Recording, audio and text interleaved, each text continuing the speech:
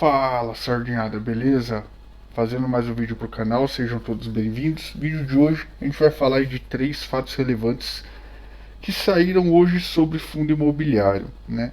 Lembrando que não caracteriza nenhuma recomendação de compra nem de venda de nenhum desses ativos, né?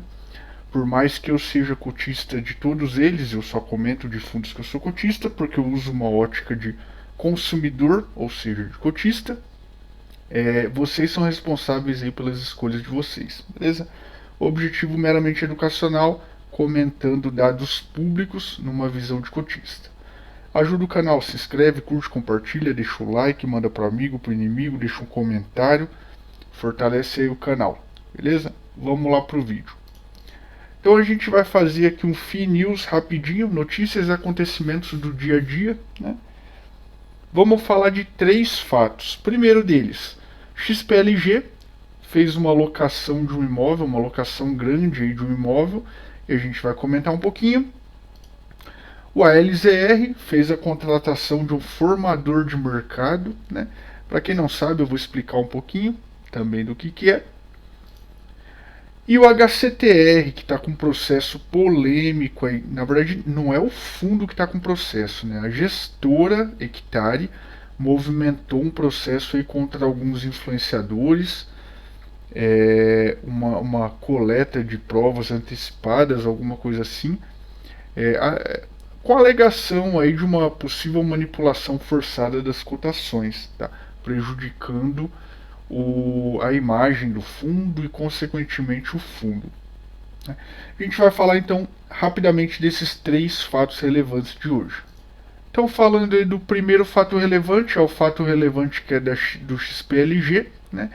O fundo veio aqui por meio de fato relevante, neste ato comunicar os cotistas e os mercados em geral que celebrou o contrato de locação de imóvel, uma empresa do segmento varejista, né, a locatária, com prazo de 60 meses, a contar a partir de 10 de fevereiro. Então, a gente já está no dia 14 e já está contando esse aluguel.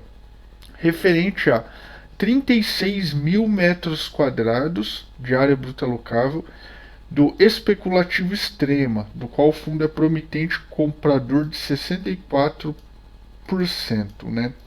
Então, uma área bem grande aqui desse imóvel, beleza?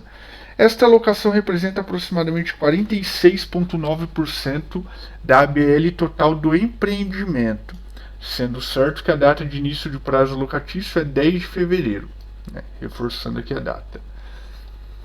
A expectativa é que o restante do empreendimento seja entregue até o final do terceiro trimestre. Então é um empreendimento que ainda está sendo aí trabalhado para ser entregue, né? Com a referida alocação, o especulativo Extremo apresenta uma ocupação de 100% das áreas entregues. Então tudo que já foi entregue está alocado, né, com essa alocação de agora. Ou em relação ao total de áreas previstas para o empreendimento, equivalente a 77,1% de toda a área prevista, né?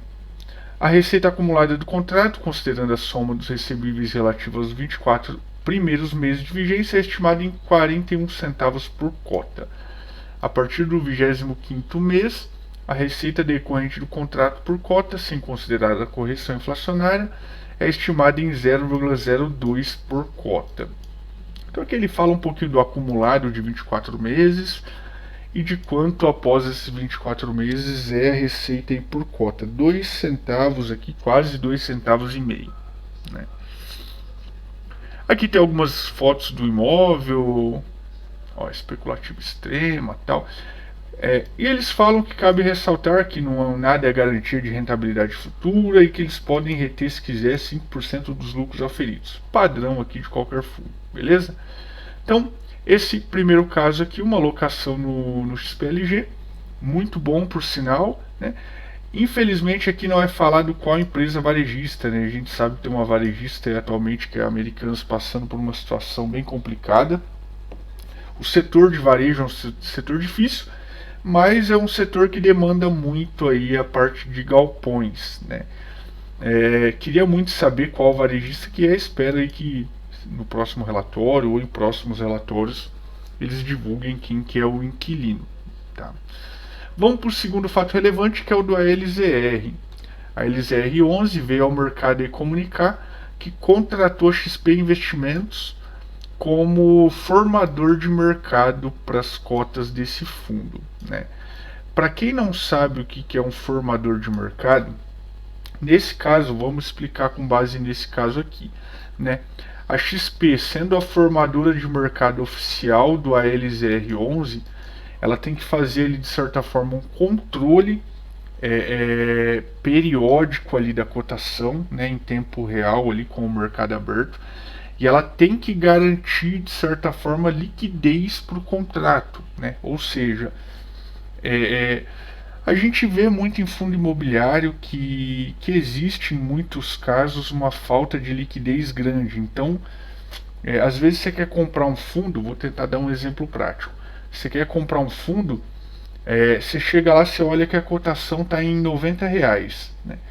Aí você clica para comprar mercado e você vê que você comprou ali por 91, né? R$ 1 a mais do que a cotação que estava antes, né?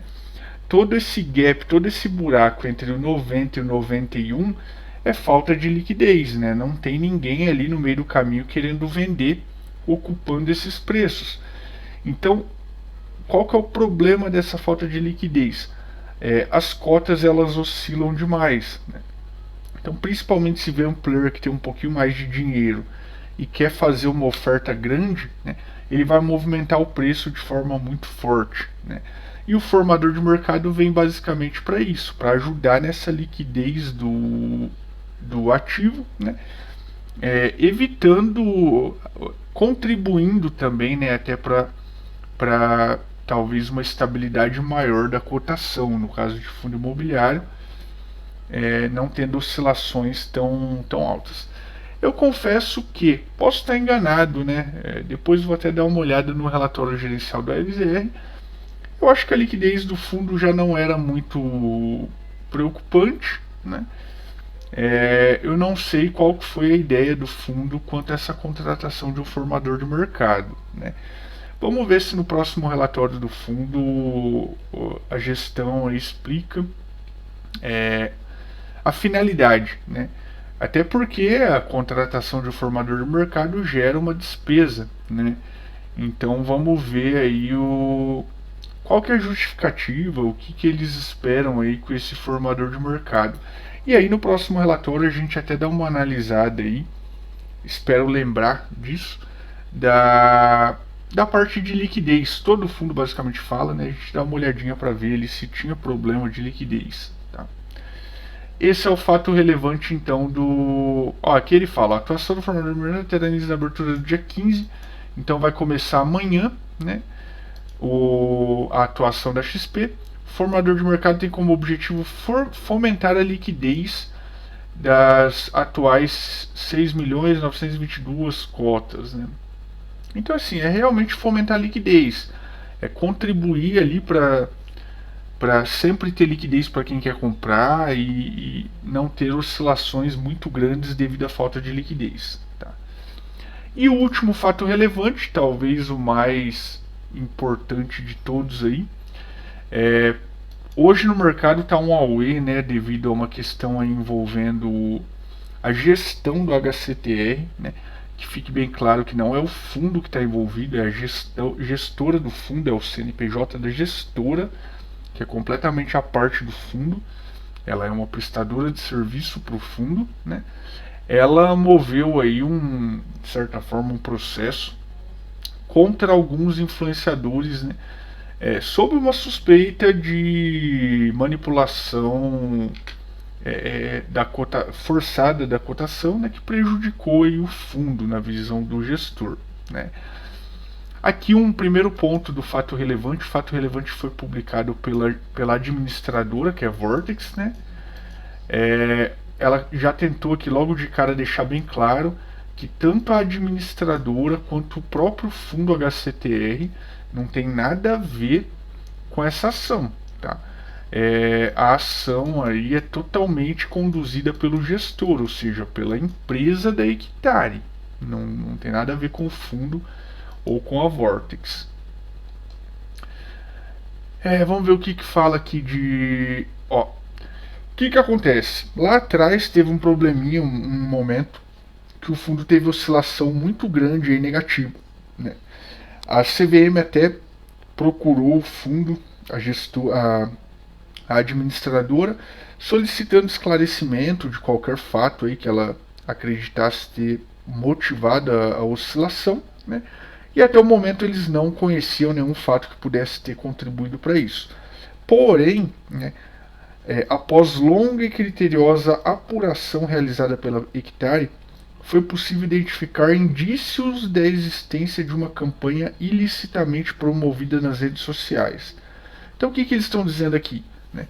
Que tanto por rede social, por aplicativo de mensagem, qualquer coisa do tipo, na visão deles houve uma campanha, né, por alguns influenciadores que na visão deles é ilícita, né, e que contribuiu de forma enganosa para prejudicar o fundo, né, causando alarmismo, informação enganosa e, obviamente, quanto a isso, né, os cotistas aí ficam com um pouco de medo e muitos, devido ao alarmismo, saem aí vendem o fundo, né, contribui não só para levar a cotação para baixo, como também para saírem bem descontentes já que tomaram prejuízo, né. Ao que tudo indica, um dos objetivos de tal manobra seria afugentar os investidores do HCTR11.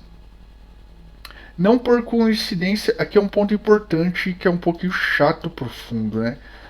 Todo esse movimento ele aconteceu num momento em que o fundo estava no período de silêncio. Tinha uma emissão que estava para ser lançada, né? Estava divulgada já. E quando o fundo divulga a emissão, ele fica em período de silêncio, ele não pode se manifestar muito ali sobre os pontos do fundo. E tudo isso aconteceu, ou seja, o fundo ficou calado porque ele estava nesse período de silêncio. Tá? Tais publicações impactaram indevida e consideravelmente o volume de negociação, tudo que eu já falei. Contribuíram para cair aí a cotação e para muita gente levar prejuízo. Diante de todo esse contexto e da gravidade do assunto, a Hectare informa que vem tomando as medidas cabíveis para proteger os interesses da base de cotista. Então abriram essa ação aí, ou início de ação, não sei em que pé que está juridicamente, para averiguar isso aí, dizendo que estão preocupados aí, querendo defender os cotistas, né? No dia de hoje, o que aconteceu? Uma série de pessoas aí, de influenciadores, sofreram busca e apreensão de materiais, né, por oficiais de justiça, né, em função desse início de processo. Então isso aí que, como envolve uma casa de análise que é muito forte, né, isso aí repercutiu muito hoje na mídia, né. E aí, por fim, eles encerram indicando que a Hectare aproveita para reforçar o compromisso com os cotistas sob sua gestão e com a transparência exigida nos termos da regulamentação aplicável. Bom, vamos lá. O que eu acho de tudo isso aí rapidamente, tá? O vídeo está ficando longo. Primeiro, a Hectare se viu prejudicada, ela foi e abriu um processo aí. Eu não sei, eles não abrem aqui o que exatamente eles identificaram como talvez algo forçado, né? Se for críticas ali realmente válidas, né, entendo que não caberia nenhuma ação, mas não sei o que eles viram que foge aí de uma normalidade, tá? Então esse é um primeiro ponto. Mas, obviamente que, inclusive eu, numa posição hoje de também empresário, né? Obviamente que se eu vejo algo que prejudica a imagem de um negócio meu, né, e que seja algo forçado, algo indevido, que me traga prejuízo, obviamente que eu também vou tentar correr atrás desse prejuízo, né? Então basicamente é isso que eles estão fazendo, né? É um direito deles aí de fazê-lo, tá? Mas no caso eu teria que saber, né? Qualquer um teria que saber o que exatamente eles alegam como inverídico, como vamos usar o termo próprio, uma mentira ali prejudicial, tá? Minha visão de cotista. De fato, no passado, né, começou a sair uma enxurrada de notícias aí que realmente eram ruins para o fundo, canais aí fazendo conteúdo em cima de conteúdo, é alarmante mesmo, causando um pânico que assim, isso já deve ter o que? Talvez um ano ou para mais de um ano, não recordo aqui em tempos, e o fundo tá aí, né? Tá continuando aí entregando resultado. Ainda não tivemos operações, por mais que tenha um outro probleminha ali pontual em operações, mas não teve nada tão alarmante que já se concretizou. Então, assim, realmente eu vejo em alguns momentos que existe um exagero, né, exacerbado aí, principalmente da categoria de influencer, né? Isso daí é um pouquinho complicado. E eu, como cotista, também fico chateado, porque muitas vezes a gente vê a cotação despencar, né? Sendo que o fundo está lá trabalhando ok, é, entregando o resultado. Não estou falando específico da HSTR, estou falando de qualquer fundo, né? Muitas vezes a cota cai, o fundo está lá ok, trabalhando, a gestão atuando, tem um probleminha daqui um dali, mas as coisas andando, e a cotação lá desabando por causa de notícia daqui ou notícia dali. Isso daí realmente para nós cotistas é muito ruim, né? Porque o negócio acaba que a cotação não acompanha diretamente a realidade de um fundo, né? Muitas vezes ela acompanha o que? Ela acompanha indicação de analistas. Então, uma casa forte de análise indica um fundo, independente de qualquer coisa, o negócio dispara, né? A casa de análise indicou a venda, o negócio cai drasticamente, independente do que está acontecendo. Influencer, também comentários ali de influencer também influenciam muito nisso aí. Então, assim, a gente vê muito caso que o ativo ele tá ali até de certa forma negligenciado, porque a opinião de um influencer tá valendo mais ali do que o ativo realmente vale. Então é complicada essa situação. Mas fica aí a mensagem, foi isso que aconteceu no dia de hoje, que saiu no dia de hoje, esses 3 fatos relevantes. Forte abraço a todos aí, vamos ficar sempre de olho aberto, bons investimentos.